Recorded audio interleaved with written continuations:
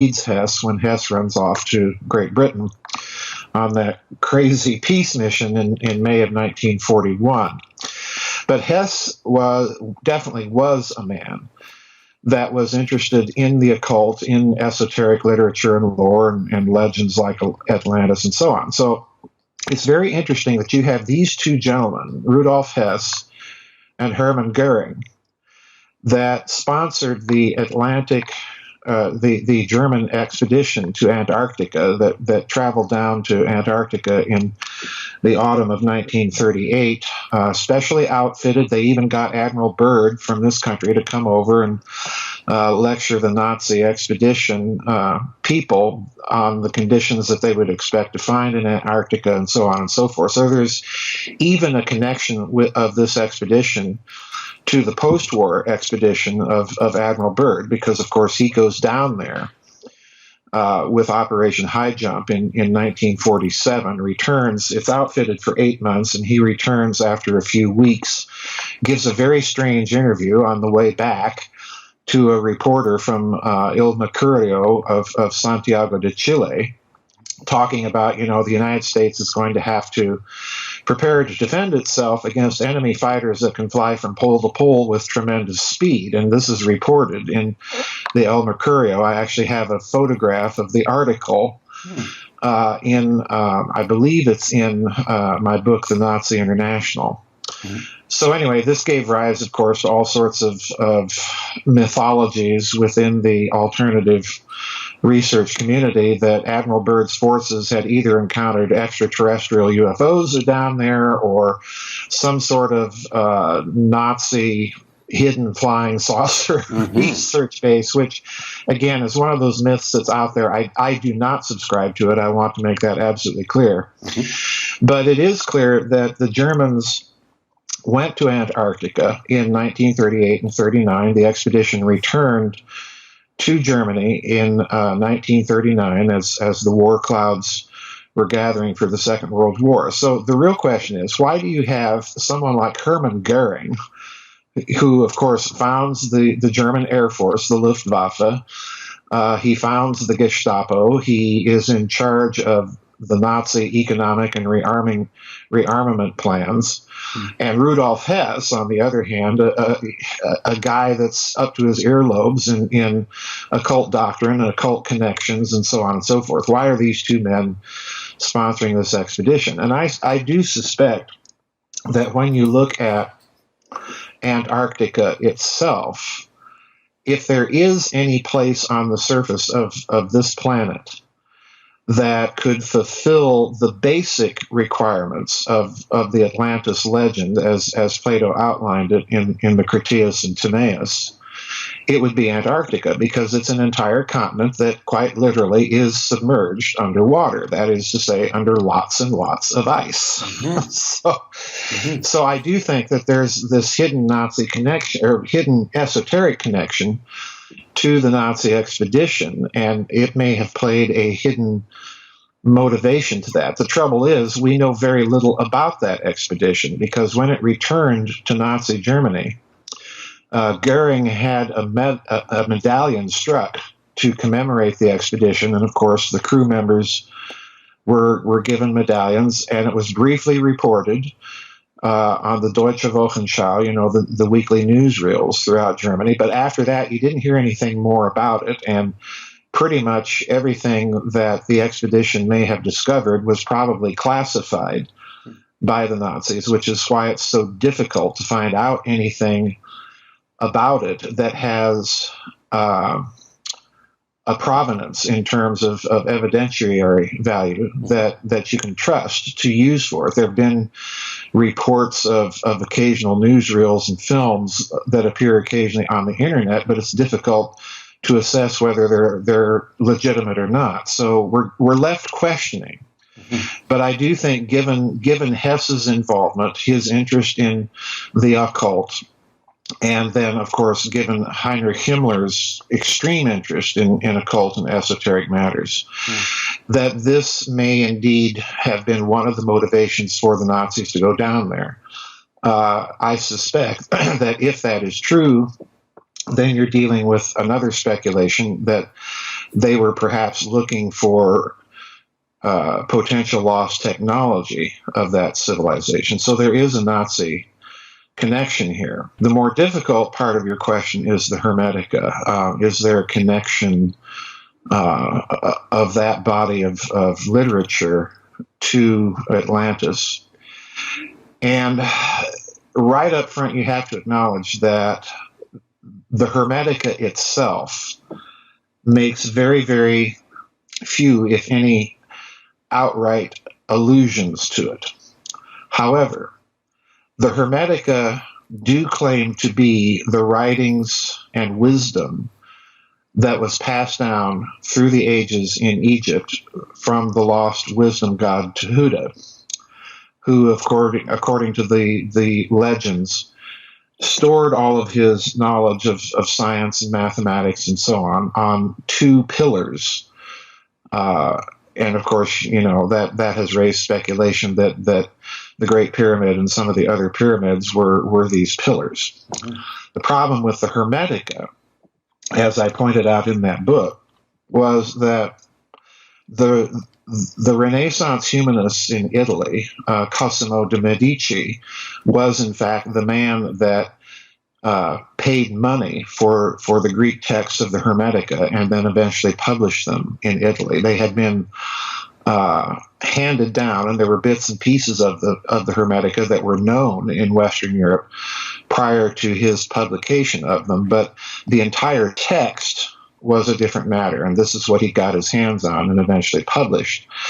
The tendency of the Renaissance at that time was to take the Hermetica texts at their word, that they did indeed represent the lost teachings of Egypt. And of course, this caused a firestorm, if you want to put it that way, of controversy at the time. And eventually, because the Hermetica were so influential during the Renaissance, an English scholar by the name of Isaac Casaubon delved into the question of their authenticity. And he made a case, and quite a very good one, that there were the presence of Greek words in the Hermetica that dated no earlier than the 2nd century AD. So in other words, they couldn't, they weren't even as old as Plato. So they couldn't possibly be something handed down from ancient Egypt and the ancient Egyptian wisdom god. And their matters rested academically, more or less, since the Renaissance, up until about 2 to 3 decades ago. What Casaubon's study did is it essentially drove Hermetic thinking and the texts themselves back underground for quite a period of time, because the humanists could no longer appeal to them as a body of text that predated the biblical text. This is essentially what happened. The interesting thing is that modern scholars, many of them coming out of Oxford, have re-examined Casaubon's argument, and they have pointed out its fundamental flaw, which is a very modern one, and it's almost taken for granted. We have the idea that if you write a text and put your name on it, then the text originates with you, okay? This is the essential logic underwriting Casaubon. The problem is the ancients don't have that understanding of authorship. What the ancient conception of authorship is if the ideas or the concepts embodied predominantly in whatever text that you're dealing with come from an identifiable source, then that's the source of it. So in other words, an ancient will sit down and write a text, and if he thinks that he's following or is actually following the teaching of any particular school, then he'll attribute the ideas and origins not to himself or, dressing them up, but to the original, what they regard as the original font for them. Mm-hmm. So in other words, what modern academics have done is they've gone back and they've pointed out that many of the ideas in the Hermetica are indeed very clearly drawn from ancient Egyptian religion, and they're simply dressed up in a Greek text. So in other words, they've more or less overthrown this whole idea of Kosovo, and that, simply because a word or several words in a text don't date from the time period that the ideas originate in doesn't necessarily mean that you're dealing with a text that in its central conceptual components is not very ancient. So if that's the case, then we have to go back to what the Hermetica actually say. They make the claim that they are coming ultimately from any ancient Egyptian wisdom that is traceable back to the wisdom god Tehuta, who, of course, the Greeks called Hermes. And if you look at the Egyptian text, Tehuta is often called the twice great, or so on and so forth. So it was very natural when Alexander conquers Egypt and brings all of his Greeks with him, and they start examining these Greek texts talking about Tehuta, that they identify him with Hermes. Okay, there's that factor involved in all of this, but given the modern scholarship, basically they've thrown the door wide open again that these texts could indeed be, in some of their core elements, something traceable back to an antediluvian period of Egypt. And, when you say that, then you're immediately bringing up ideas of floods and Atlantis and so on and so forth. So, yeah, this has been an argument that's been going on for centuries, in other words, and it doesn't look like it's going to stop anytime soon. The Nazis certainly would have been aware of the text of the Hermetica. German scholars studied it just like British and French and Italian scholars studied it. So it's not something they would have been unaware of. I don't know of any extant document or evidence that definitely connects their Antarctic expedition to any Hermetic influence. But again, this is a case where they would have been guessing between the lines, much like we are, and thinking that, well, okay, if there's one place on Earth that fills the basic bill for Plato's Atlantis legend, then it would be Antarctica. The way I've handled the Atlantis myth is I'm doing one of those exercises where you say, okay, assuming what they say to be true, what are the implications? Well, if we go back and look at Plato and his dialogues where he's talking about Atlantis, he tells you very directly that he is repeating a story he heard from his uncle, who in turn had been initiated into the Egyptian mysteries by an Egyptian priest. So in other words, number one, Plato up front is telling you that you have to accept me on my word that I'm hearing this story, and that I'm not talking big allegories here, that I'm not making up fiction. And number two, if that's the case, you also have to reckon in the fact that if you're dealing with wisdom that's been handed down, it's been handed down probably in a form that is designed to both reveal and conceal wisdom over a prolonged period of time. Mm-hmm. So I've taken the Atlantis story to be kind of a multi-layered, deliberately constructed allegory that can be true on a multiplicity of levels. In other words, it may have a terrestrial solution. It may have an extraterrestrial solution, because we have to remember that for the ancients, terms like continents or mountains could be used interchangeably with planets. Terms like oceans were often, or abysses. The abyss was something that they used for actual physical oceans with lots of water. And it was also a term that they also used for space, for interplanetary space. It was, it was an ocean to them. So in other words, once you understand that the ancients are speaking in a multitude of levels at the same time, and approach the Atlantis story in that fashion, then it could be true on a multitude of levels. There could have been really a continent, but by the same token, it could be an allegory for a mountain or a continent that sank under the ocean. In other words, a planet that literally disappeared into the abyss of space. And this is the approach I basically took in my book, The Cosmic War. You know, you have the idea that there was a planet in the solar system long ago that blew up. So, you know, the way I approach the Atlantis story is that this is yet another one of those ancient mythologies that was deliberately crafted in a multi-layered way. And I think if you look at the Nazis, it's safe to speculate that perhaps they looked at that story in that way. And the reason I say that is that in 1935, Heinrich Himmler began to recruit people into the SS that had, let's just say, esoteric credentials. In other words, they were experts on occult lore, literature, legend, and so on. And eventually he establishes, I believe it was in 1940, he establishes officially, although this department actually existed prior to its official establishment. So you find that pattern a lot in Nazi Germany. It's the German equivalent of plausible deniability. Okay. So you have a lot of these departments existing unofficially, but then there's a decree that officially establishes them. The SS, Heinrich Himmler, established a department within the SS called the Ahnenerbe-Dienst, okay, in German. That means the Ancestral Research Bureau, okay?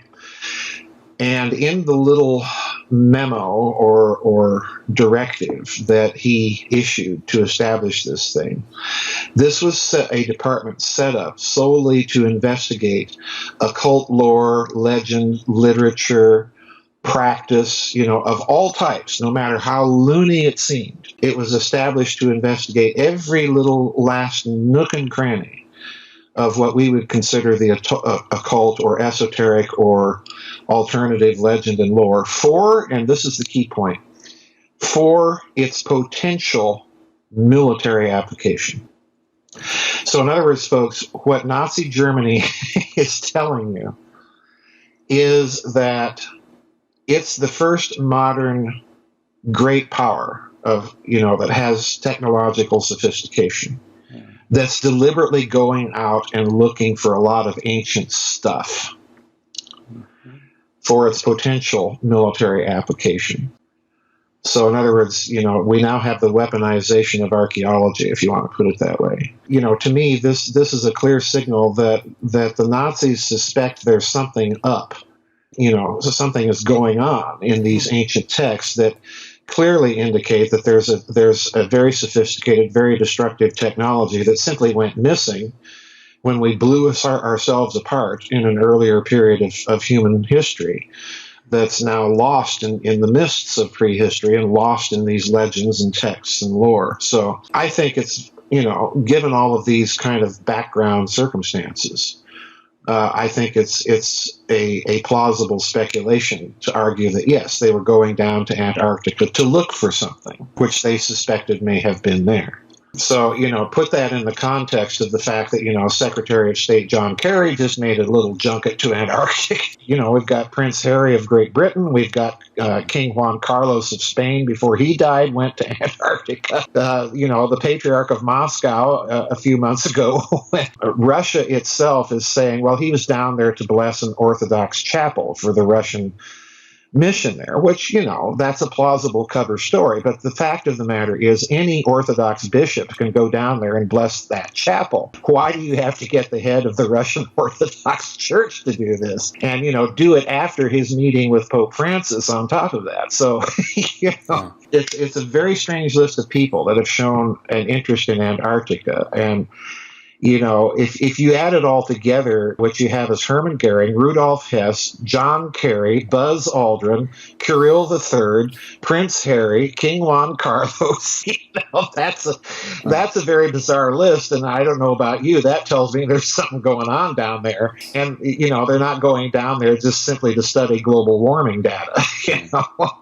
Hermann Goering is not going to be interested in climate change data. And, for John Kerry, that was the cover story the State Department put out.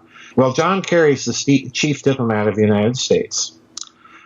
He took that quote-unquote detour during a diplomatic junket that he was on at the time He could, he's the Secretary of State. He can make a phone call in Washington D.C. and get all the climate change data in the world that he could have wished for from Antarctica. He doesn't need to fly there. Mm-hmm. So that has all the appearance to me of being kind of a spin or a cover story of some sort being put out for what the real purpose is. And the same thing with Buzz Aldrin. He made that tweet before he went down there that, I'm ready to take off for the launch pad. And I thought, okay, well, on the one hand, he's just an astronaut and using astronaut language to say, I'm getting on the plane, But the other way of interpreting that is I'm getting on the plane to go to the launch pad. We're left speculating here, but everything on my suspicion meter tells me that, yeah, there's something going on down there, and they're not telling us about it. The Mesopotamian texts are full of this stuff, the war between Marduk and Tiamat. And the Epic of Ninurta is one of the texts that appears to allude to this war. And I reproduced the entire text in the Cosmic War, and I did it for one fundamental reason. When you sit down and read that text, it's immediately clear that you're not reading an epic of any sort whatsoever. When I think of epic, I think of Homer, Iliad and the Odyssey. The last thing I would think of would be the Epic of Ninurta, because when you sit down and actually read the text, it's about as exciting as reading the index to a Sears catalog, and that's literally what it is. It's nothing but an inventory of the technologies that were recovered from the losing side in a war. That's all it is. It's like reading the report of the French and British military attachés on German war-making potential to the Treaty of Versailles. And you sit down and read it, and you quickly discover that this is nothing but an inventory of some sort of technology that appears to be crystalline or at the minimum stone in nature. And it has four categories. Some of these technologies were taken off and used by the victors in other applications. Some of these technologies were studied. Some of them were destroyed. And then there's a fourth but very, very small category of a few of these stones, tablets of destinies, whatever you wish to call them. A few of these stones that could not be destroyed and that appeared to have been referred to in the text as some sort of philosopher's stone, if you will, of weapons technology.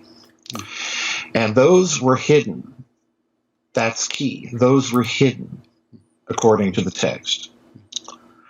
And once you acknowledge that, okay, if all of this is the case, and if indeed these ancients are talking about something that really happened in the only language that they knew how to talk about them, then you have to admit that somewhere on the surface of this planet, or possibly elsewhere, may be a cache of a lost technology.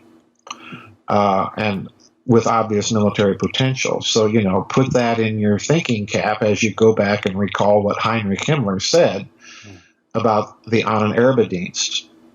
They had access to the same texts. And if they were reading them with these kinds of paleophysical or speculative scientific lenses, then it doesn't take much money to fund an archaeological expedition. In other words, the potential returns on investment for a minimum amount of risk are huge. So are you going to go looking for this stuff? Yeah. And, if you're the Allies and the Soviets and you win World War II and start looking at all these Nazi documents, are you going to spend a little money to see if perhaps they might have been right, or go out and try to find out what they were looking for when they were digging here or digging there? Well, sure you will. I think, I make no bones about it. I've said in many of my books, I suspect that this may be a hidden reason for the sudden explosion in the Middle East. And it's very interesting. Let's go back and, just add one more little data point here to stir into our stew of speculation. Let's recall that prior to the American invasion of Iraq in 2003, what was the excuse that was invented? Well, we had to go in there and prevent Saddam Hussein from acquiring weapons of mass destruction. Then we go into Iraq and discover, oh, lo and behold, he's not making any. Okay. Well, most people tend to think of weapons of mass destruction, and it was certainly put out that way during that time period in terms of atomic, biological, or chemical weapons. But if you're thinking in a much broader picture, if you're painting on a much broader canvas, and realize that these ancient Mesopotamian epics, which are, of course, in Iraq, if you start thinking in terms of these ancient epics talking about, wars of the gods and blowing up planets and technologies that couldn't be destroyed, so they had to be hidden, then, you're going to go looking for it. Now, it's interesting that Saddam Hussein, of course, had German and French archaeological teams digging up all over Iraq. And, that, again, raises my suspicion meter into the orange zone that, why is he digging and why does he have the French and Germans digging for him? So, you pile speculation on speculation, but eventually the fact remains the dots are connectable. When you connect them that way, they do raise those questions, like it or not. Stephanie Daly, I forget what her book is, Ancient Mesopotamian Texts or something like that, has it. You can also find a version of it online. So it's been around, it's been known for a number of years. And I think, if I recall correctly, I reproduced the online version in the book because people will have more access to it that way. But I reproduced it so that people would actually sit and slog through and think, my word, this is probably the most boring thing I ever read. Yeah. And it is, because it's not a story. It's not an epic. It's simply an inventory. Well, the text itself, if I recall correctly, was dated to about 6 to 4 centuries BC. In other words, the cuneiform texts themselves. But here again, you have to realize that dating of a tablet is not necessarily the same thing as the dating of the text. The text itself, it's the old Hermetica problem. It's a story. It's a legend that's been handed down. And the text itself refers to these wars of the gods. So, in other words, if you compile I should say, if you compare the text to the interplanetary geological data and the celestial mechanics data, the idea of exploding a planet, Tom Van Flandern, the astronomer, wrote a book about the exploded planet hypothesis, the asteroid belt being the remains of an exploding planet, which is what astronomers thought when they first discovered the asteroids. He revived that hypothesis, and I think did a brilliant job of arguing in its favor, that there was some planet that's no longer there, that was blown up. Well, if you compare the two, then you would the earliest date possible, in his thinking, would have been about 3.2 million years ago.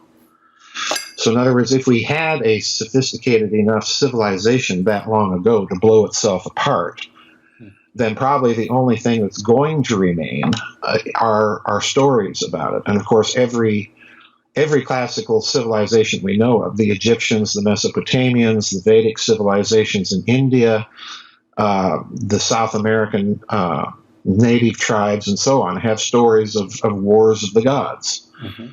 So, it looks to me, if you're willing to speculate a bit, that it may have been a real thing, that they're going out looking for this stuff. That's the bottom line. I think that's exactly what they're doing. They're actually looking for it.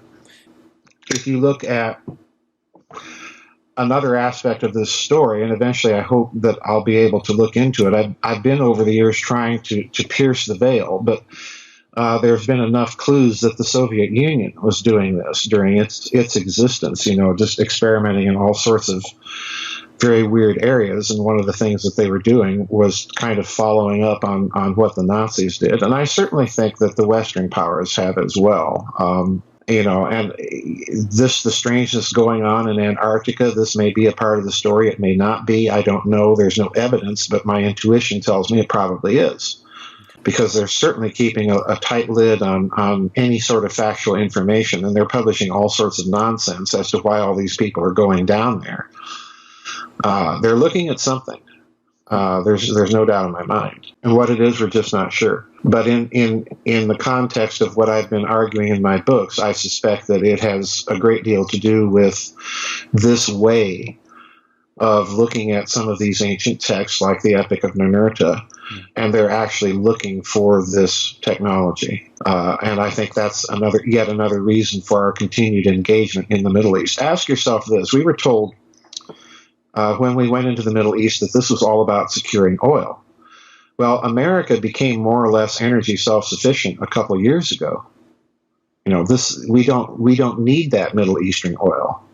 Most people aren't even unaware of that. So why are we still there? I suspect that there are other pressing national security reasons that transcend, relationships with Israel or the traditional alliance with the Saudis and so on. I suspect that there's definitely something else afoot here, and they're never going to talk about it, because if they were to do so, it would sound nutty. I've always used the model. That's an excellent question. I've always used the model, and this is my basic thinking, that if there was indeed a destructive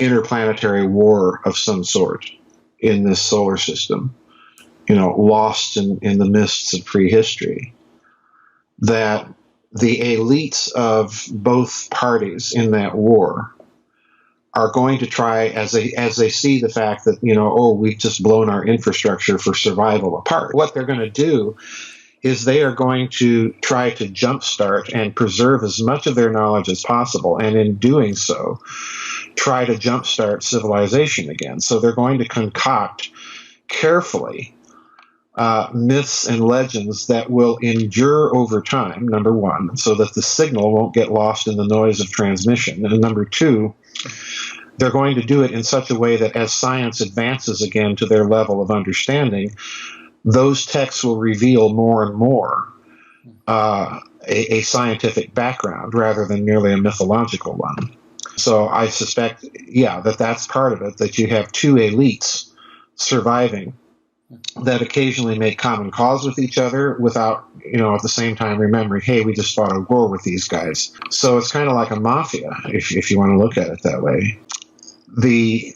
The other thing I think is crucial here is that the texts themselves, particularly if you look at, Greek mythology, the Mesopotamian texts, even the Egyptian texts, hint that this is something that takes place within a huge extended family.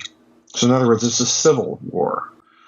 And my model for talking about this ancient war is to think, to tell people, think of World War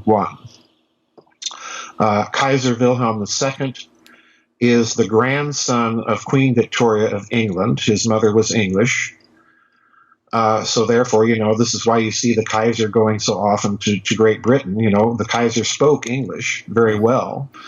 Most people don't know that. You can actually go on YouTube and listen to an old Dutch radio broadcast of Kaiser Wilhelm II after the war, when he was in exile in Holland, and hear him talking English. And it's, a typical upper-class British English that's speaking.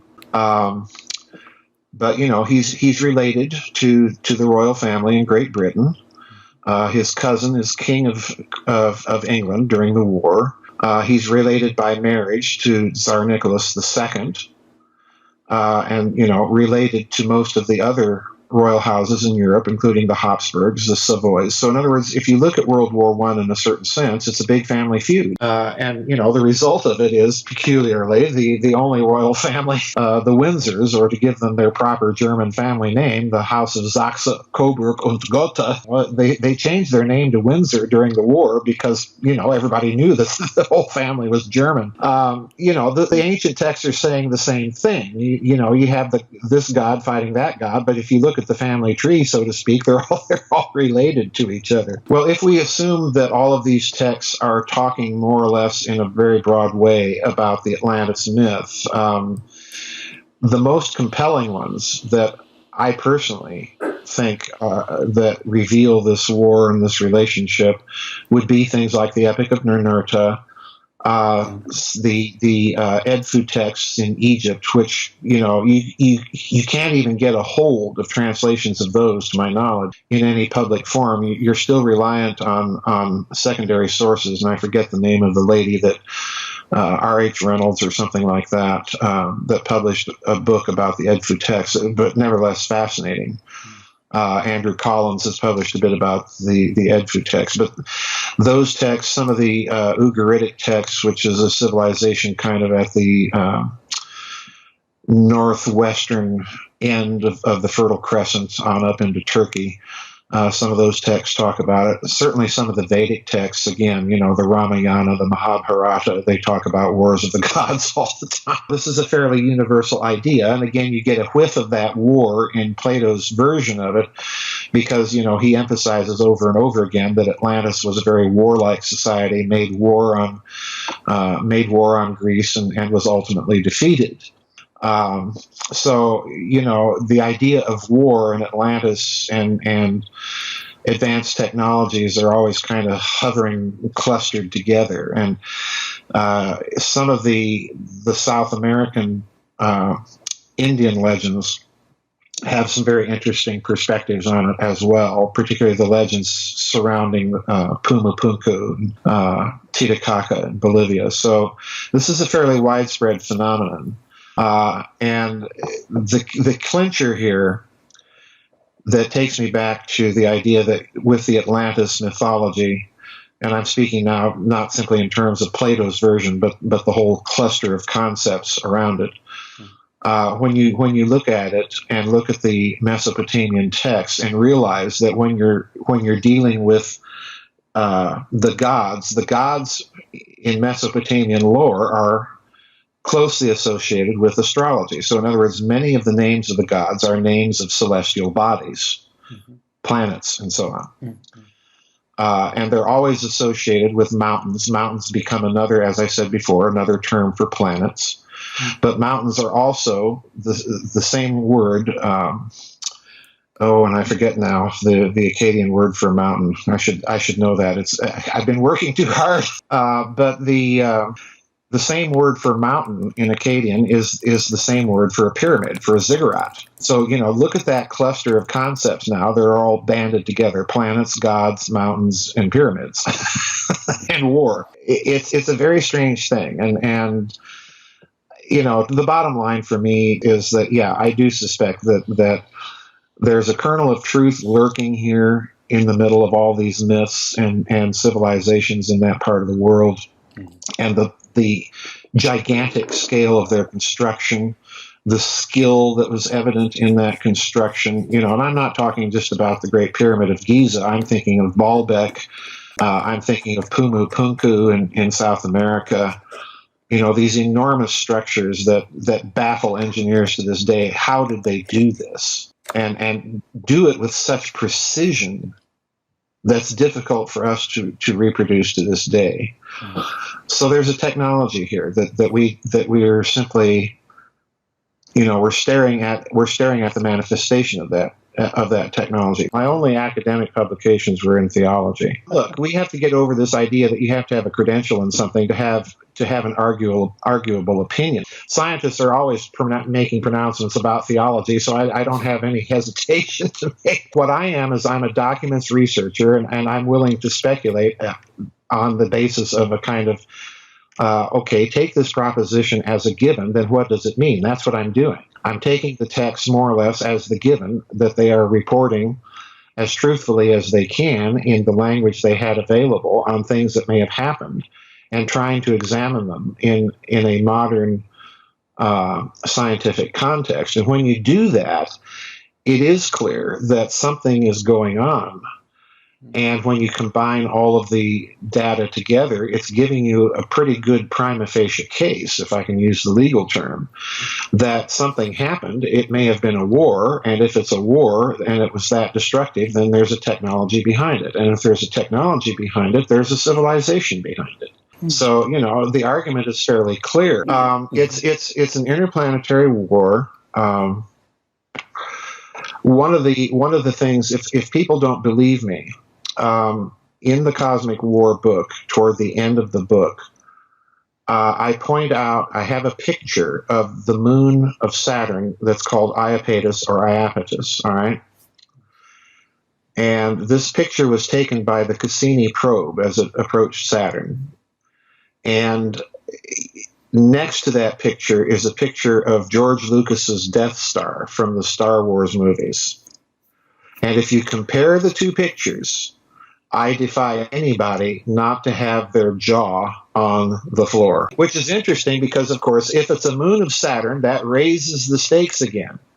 Because Saturn, the planet, is Kronos in Greek.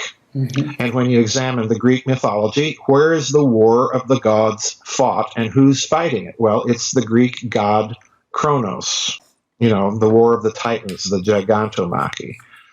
So, again, you have to read these texts very, very carefully. They're multi-layered things. You must remember that the names of the gods are also names of planets. So what does that mean? The catastrophists think that this is simply an allegory of planetary collisions and acts of nature. I don't. I think that the names of the planets are like titular names, okay? The Kronos being the name of whoever's in charge of Saturn at the time. And again, when you start piling up the evidences that many researchers have put out that certain features on celestial bodies in our solar system, if this is the case, then you're dealing, and I think there's, again, enough evidence out there that prima facie allows one to hold that position as a rational position. Certainly it doesn't constitute proof, because any picture can